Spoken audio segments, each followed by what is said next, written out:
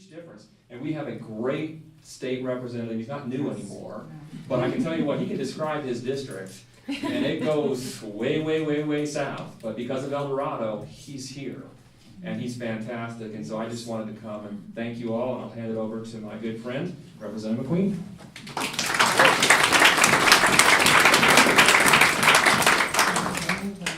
Thank you very much. Thank you, Peter. Thank you all for being here. So just to sort of tag on to what Peter was saying about participation, there was a poll that came out in the last couple days, and it said, I think it said that of the people who voted for Trump, 96% still support him. 96%. And that's 96% what? still support, who voted for Trump still support Trump. That's amazing to me. Of course, it's amazing to me that he's president, but to me, what that speaks to is the importance of organizing and the importance of participation. We will win when we get everyone to vote, when we get more people to vote. We're not changing people's minds. And unfortunately, the way, to me, I think our media has split. We have part of the media that tries to adhere to ethics and has journalistic principles, and maybe they have a bias which should be brought out and discussed. But then on the far right, we have a media that doesn't even pretend to do any of those things, and that is just feeding people what they want to hear. So that's a problem. So I represent, my district is House District 50. House District 50 starts, if you start at the north, starts in El Dorado. So I don't go across the highway, for example. I start in El Dorado, I head south for 100 miles. I have parts of 4 counties, Santa Fe, Torrance, Valencia, and Bernalillo, a little bit of Bernalillo County.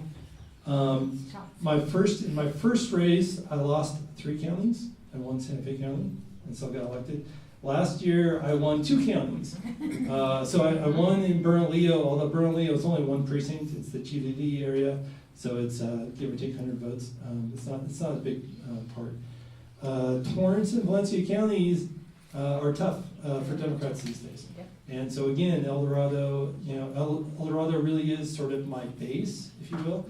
I live just down the road in Galisteo. I do have 2 little kids, Jack and Kate. Jack just turned 3. Kate is 8.5 months. So I say little, they're definitely little. And my predecessor, of course, was the late, great Stephen Easley, who lived here in El Dorado. And when he passed away, the governor appointed a Republican, and I beat her. That's how I was first elected. A couple things about the session. One thing Peter didn't touch on, but again goes to something he was talking about, the difference between the House and the Senate, was the veto of the so-called Teachers Are People Too bill. So this is a bill that was passed overwhelmingly. It basically said that teachers could use their allotted sick leave without being punished for it, without it lowering their evaluation scores. 3 days. The teacher evaluation. So by contract, they're allowed 10 days. If they took more than 3, they would be punished. And so as a result, what do teachers do when they're sick? They go to school.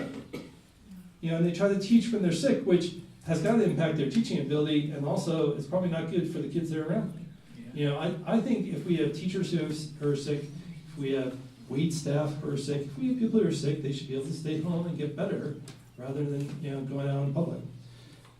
So that bill passed overwhelmingly. Governor vetoed it. In the Senate, there was a Senate sponsor who was a Republican, and he, after some consideration, moved to override the veto. And the Senate overrode the veto with 8 Republican senators voting to override, and that's half of the Republican contingent in the Senate. In the House, it then came over to the House. We were sort of waiting for the Republicans to pick up the stick, move it forward, and they didn't do it. Eventually, one of our members, a Democrat, made the motion to override. When it had originally passed, 29 of 32 House Republicans voted for it. There were even 2 Republican sponsors of the bill. On the override, not one. Not one voted to override the veto. Exact same bill, of course. That just days earlier that had overwhelming support, no one would buck the governor. And that's the difference between, in a nutshell, between the Senate and the House. The House is much more partisan, and for reasons that I I never fully understood the House is much more beholden to the governor. So they're really moving sort of in lockstep with the governor, even on something like that. Another example to me, which is illustrative, is the cheeseburger bill. So I sponsored a bill. I sponsored a bunch of legislation. I sponsored, financial literacy in high schools,